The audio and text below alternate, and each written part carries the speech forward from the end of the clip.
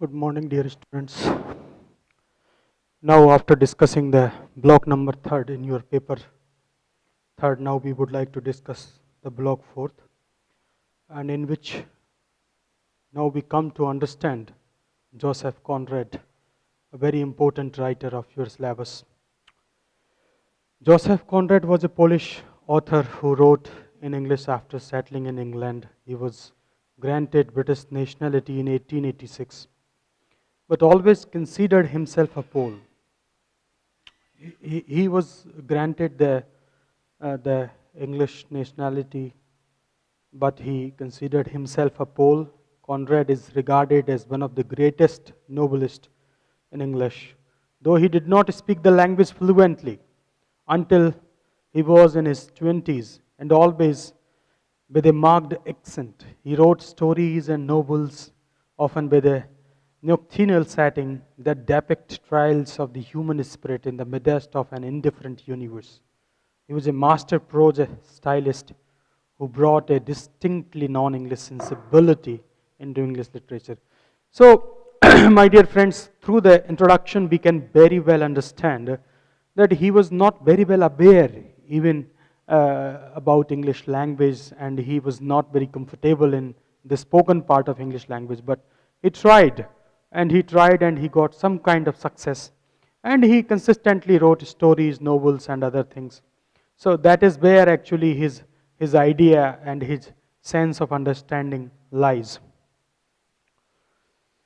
While some of his works have a strain of romanticism, his works are viewed as modernist literature. His narrative style and anti-heroic characters have influenced many authors, including D.H. Lawrence, T.S. Eliot, William Faulkner, Ernest Hemingway, George Orwell, Graham Greene, Malcolm Lowry, William Golding, William Burroughs, Joseph Heller, and many more. So, as we were talking, that he has a great influence and tried to influence many writers. And in modern literature, his name is a kind of very popular name in English literature, particularly in modern literature. His style of narrative, his anti-heroic characters tried to influence many writers. Many writers were influenced by his style of writing, by his the characterization techniques and other things. So, Joseph Conrad is a very famous name for his delineation of characters, for his style of presentation, for his style of narrative techniques, and many more other things. Films have also been adapted from or inspired by Conrad's Elmayer's Folly, An Outcast of Islands, Heart of Darkness, Lord Jim, Nostromo, The Secret Agent, The Duel, Victory, The Shadow Line, and The Rover. So, as we were talking, my dear friends, he was not only an inspiration for the writers, for the authors, for the novelists, for the story writers, but he has inspired many films, many movies, and many other people have taken inspiration from him to make a different kind of things. His different works, his different novels have inspired many different people. Writing in the heyday of the British Empire, Conrad drew on his native Poland's national experiences and on his personal experiences in the French and British merchant navies to create short stories and novels that reflect aspects of a European-dominated world, while plumbing the depths of the human soul. So, he actually tried to discuss the different aspects related to the different things of the British life and the British atmosphere also. He tried to create short stories and novels that give a kind of reflection to the aspects of European-dominated world. That was one of the main themes of Joseph Conrad. And he actually tried to explore the human qualities. He tried to explore the human understanding, the human soul, the human temperature, the human temperament that he tries to explore in his novels, in his works. He tries to find out that particular, the human behavior through his unheroic characters also, he has tried to explore those, hidden facts related to the different characters. Heart of Darkness, that is the work, the novel, the kind of short novel that is prescribed in our syllabus, my dear friends. And we will go for the study. We will try to understand the plot, we will try to understand the characters, we will try to understand the different facets related to Heart of Darkness, my dear friends. So here we go for Heart of Darkness. That is a creation, that is a work by Joseph Conrad. Here we talk about Heart of Darkness that was written in 1899. It's a short novel by Polish novelist Joseph Conrad, written as a framed narrative about Charles Marlowe's experience as an ivory transporter down the Congo River in Central Africa. So, as a matter of fact, it's a kind of narrative, it's a kind of a story, it's a kind of tale where he talks about, you see, the experiences of Charles Marlowe, who was an ivory transporter from Congo River in Central Africa. The river is a mighty big river that you could see on the map, resembling an immense snake uncoiled, with its head in the sea, its body at rest curving afar over a vast country, and its tail lost in the depths of the land. In the course of his travel in Central Africa, Marlowe becomes obsessed with Mr. Kurtz. So we will be discussing about the different characters, we will be talking about the plot also, and we will try to understand the novel written by Conrad, The Heart of Darkness. So it is about Charles Marlowe and Mr. Kurtz and their things and relationships. So it's a kind of, you see, setting between or a near of a mirror of a river that is mighty big river actually. We will try to find out the description of that river also.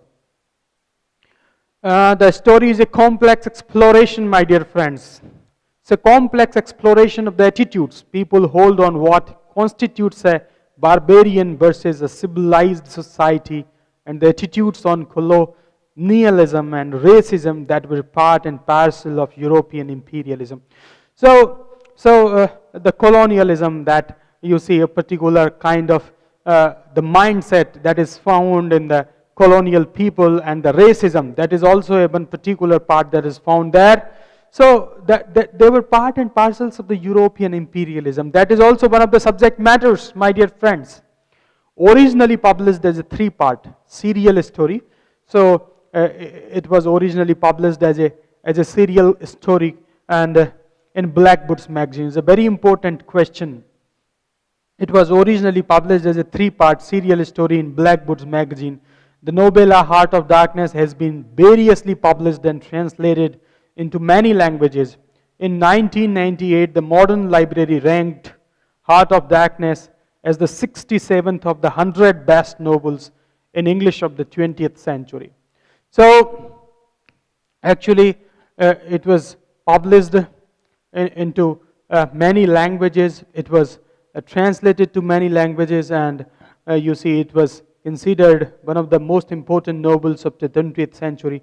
So this was the popularity, my dear friends, of the Heart of Darkness, and it is recognized, it is considered a very good novel all over.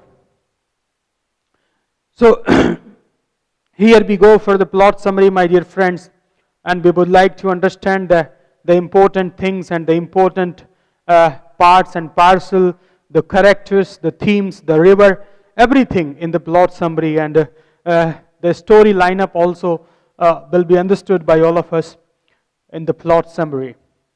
So here we go for the story, my dear friends. Aboard the Nile, anchored in the river Thames near Gravesend, England, Charles Marlowe, one of the major characters, Charles Marlowe tells his fellow sailors about the events that led to his appointment as captain of a river steamboat for an ivory trading company. He described his passage on ships into the wilderness to the company's station, which strikes Marlowe as a scene of devastation.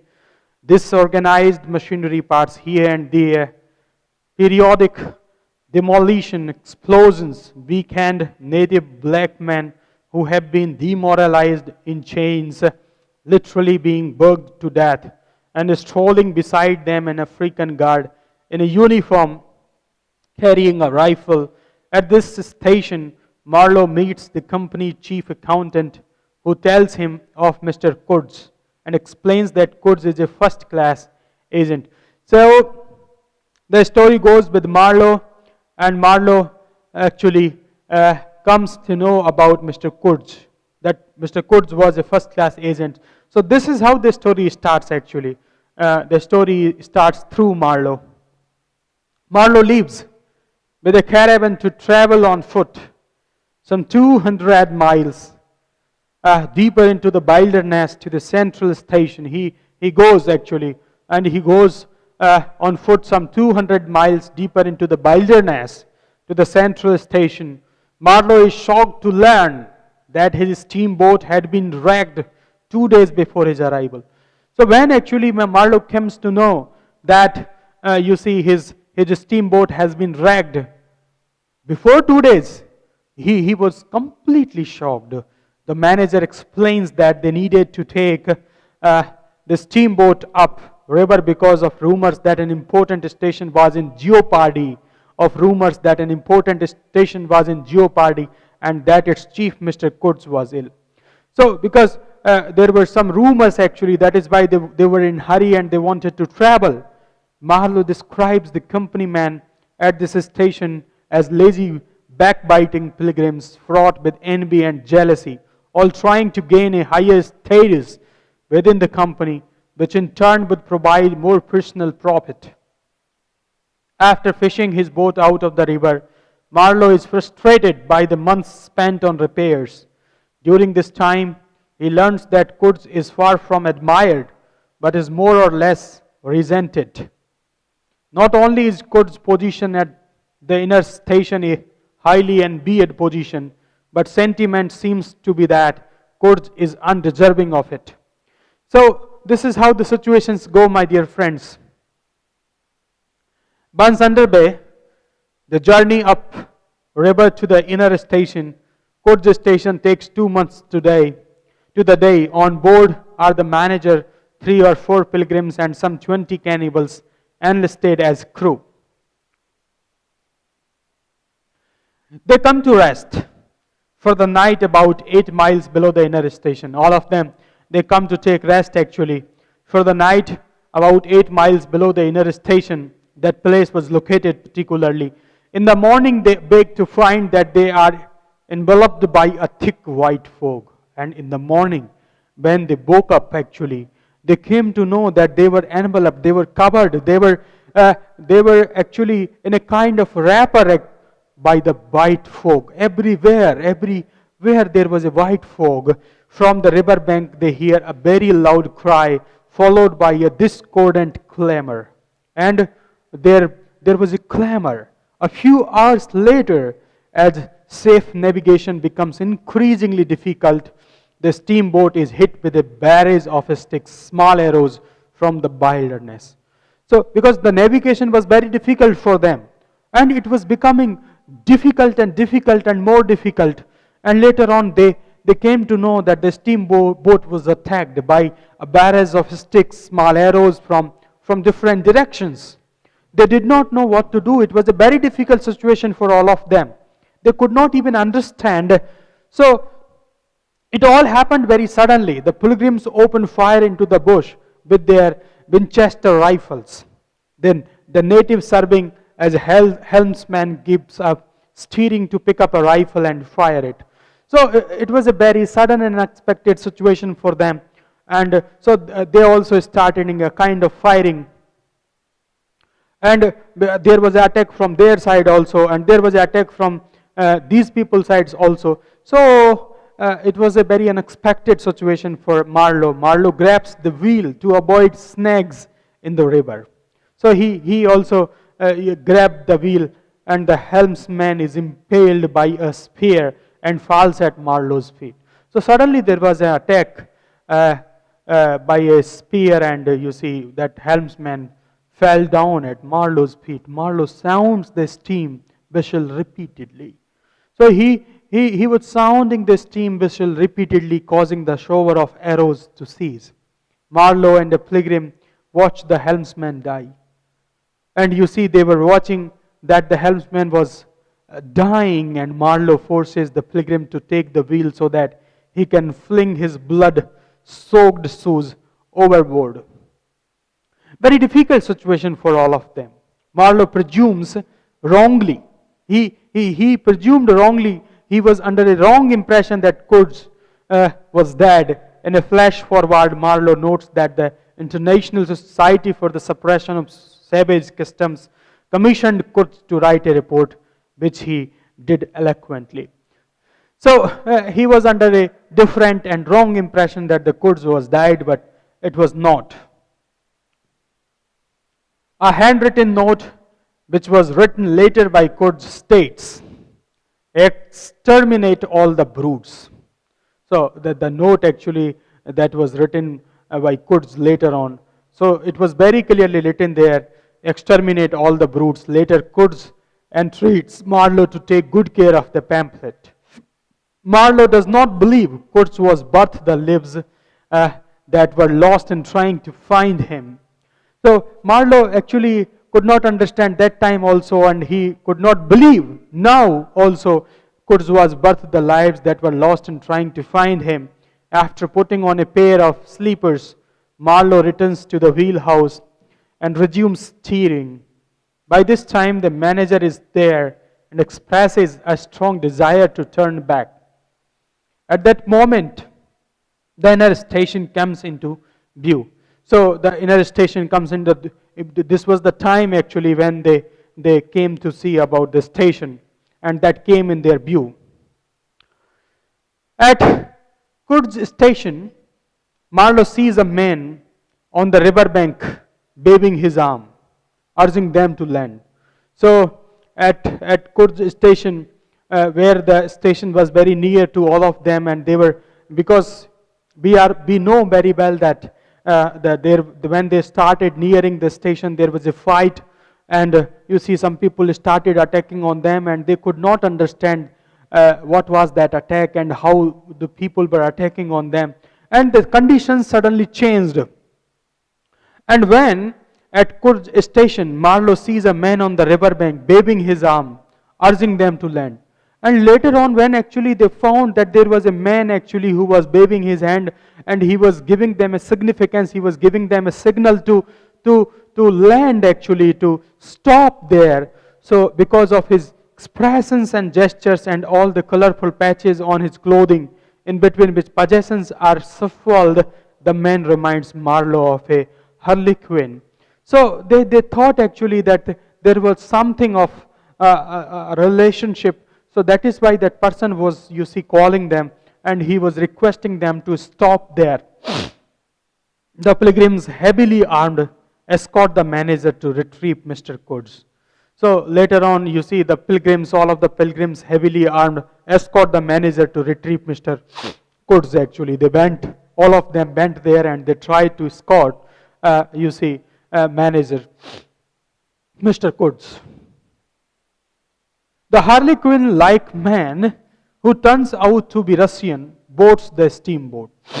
And that harlequin-like man who was waving actually, who was, you see, as a matter of fact, trying to give a signal to the people to stop there, to land there. So when actually they were returning, that a fellow also came into the steamboat, and that fellow also tried to travel along with these people. The Russian is a wanderer who happened to stray into Kurds camp. So he was, as a matter of fact, he was a wanderer. He was going from one place to another place, and he was basically a wanderer. Through conversation, Marlowe discovers just how wanton Kurds could be. And you see, through the conversation, Marlowe tried to understand the characteristics, the attitude and the mindset and the behavior of Kurds. Now the natives worshipped him, and how very ill he had been of late. The Russian admires Kurds for his intellect and his insights into love. So that Russian fellow tried to give an idea, and that Russian fellow actually tried to give an explanation a kind of a kind of sketch of the character of Mr. Kurz. And he was explaining that, you see, Russian people like his intellect, the intellect of Mr. Kurz, and the insights and the behavior of Mr. Kurz, his life and justice. And you see, Russian people also think that he is a kind of poet. So in all, you see, Russian people consider him as a very good person as a whole. The Russian seems to admire Kurz even for his power. And Russian people, you see, admire him because of his power, his understanding, his enthusiasm, and for his willingness to use it. Marlowe suggests that Kurz has gone mad. So this was the delineation, this was the exploration that was provided by that man about the personality of Mr. Kurz. From the steamboat, through a telescope, Marlowe can observe the station in detail and is surprised to see near the station house a row of posts topped with severe hands of natives. So from the steamboat, actually, he had a telescope actually, and he wanted to observe the station in detail. He wanted to see as to what was there and how the station was looking like, and what were the things there, how many men were there, and what were they doing. So all those things were required to be known by Mr. Marlowe. So he wanted to see them through telescope, and he was watching, and he was surprised to see near the station house a row of posts topped with severe heads of natives. So many natives were there. Around the corner of the house, the manager appears with the pilgrims, bearing Kurz on an improvised stretcher. The area fills with natives. So many natives were there, apparently ready for battle. And all of them were ready, as we have just mentioned. So many posts were there, so many natives were there, and they were ready for any kind of battle. Marlowe can see Kurz shouting on the stretcher. And Marlowe could see that the fellow, Mr. Kurz, was shouting on the people, on the different kind of people he was shouting. And you see, these people were also in a different kind of mood, and they were ready to fight. The pilgrims carry Kurz to the steamer and lay him in one of the cabins. A beautiful native woman walks in measured steps along the shore and stops next to the steamer. She raises her arms above her head and then walks back into the bushes. The Russian informs Marlowe that Kurz had ordered the attack on the steamer.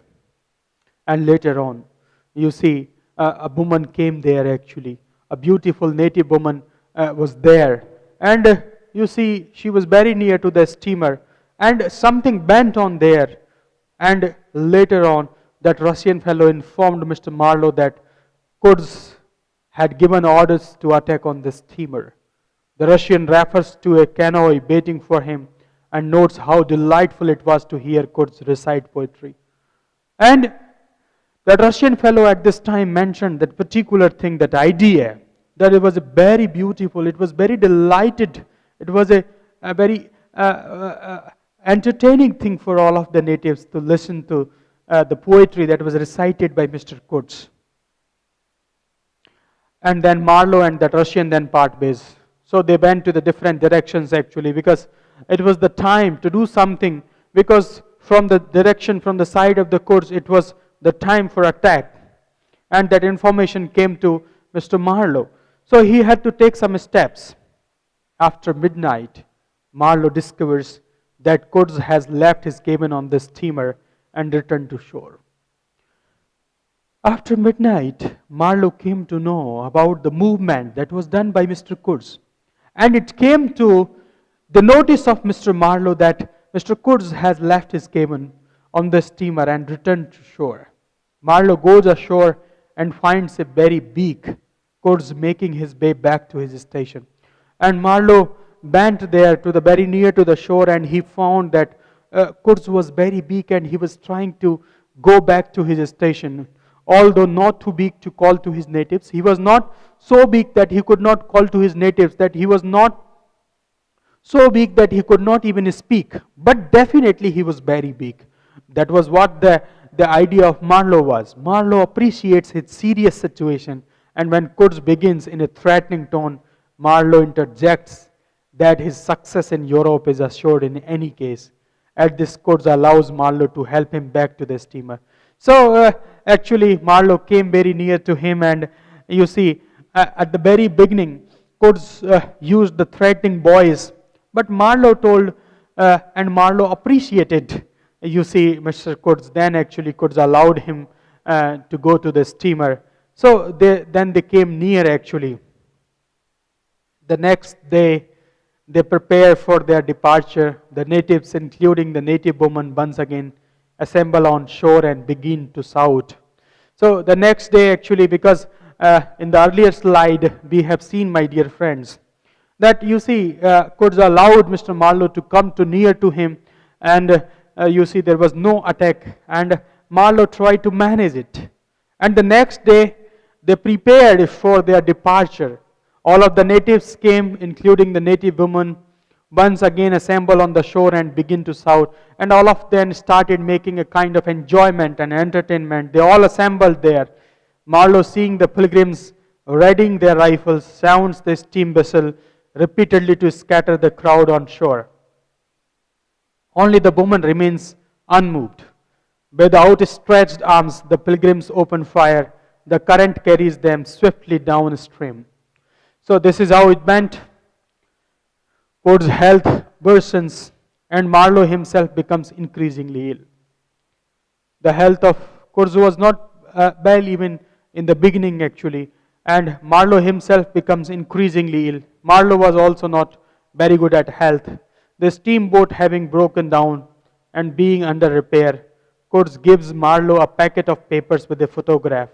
As Kurz dies, Marlowe hears him weakly whisper, "The horror, the horror." So actually Kurz gave a packet of papers of photographs to Mr. Marlowe, and when Kurz actually died, you see Marlowe hears him weakly whisper. He was weakly whispering, "The horror, the horror." Marlowe blows out the candle and tries to act as though nothing has happened when he joins the other pilgrims, who are eating in the mess room with the manager. In a short while, the manager's boy appears and announces in a scathing tone, "Mr. Kurz, he dead." Next day, Marlowe pays little attention to the pilgrims as they bury something in a muddy hole. Marlowe falls very sick himself near death. To another man who claims to be Kurz's cousin, Marlowe gives family letters and memoranda of no importance. Upon his return to Europe, Marlowe is embittered, distributes the bundle of papers Kurz had entrusted to him. Marlowe gives the paper entitled Suppression of Savage Customs. Suppression of Savage Customs, that paper entitled, to a representative of the company that employed both him and Kurz, knowing that the man was really looking for papers that might disclose the whereabouts of ivory and not a humanistic treatise. The company representative refuses the document. To a journalist, he gives the report on the suppression of savage customs for publication. If the journalist sees fit, finally Marlowe is left with some personal letters that the photograph of a girl's portrait, Kurz's fiancée, whom Kurz referred to as "my intended." When Marlowe visits her, she is dressed in black and still deep in mourning, although it is more than a year since Kurz's death. She presses Marlowe for information, asking him to repeat Kurz's final words. Uncomfortable, Marlowe lies and tells her that Kurz's final word was her name. So this is how the story goes, my dear friends, actually. And it's a beautiful story, The Heart of Darkness, about, you see, Mr. Kurz actually, and his actually the search by Mr. Marlowe, very nicely expressed and explained by Mr. Joseph Conrad. Hope you must have got the idea. Thank you.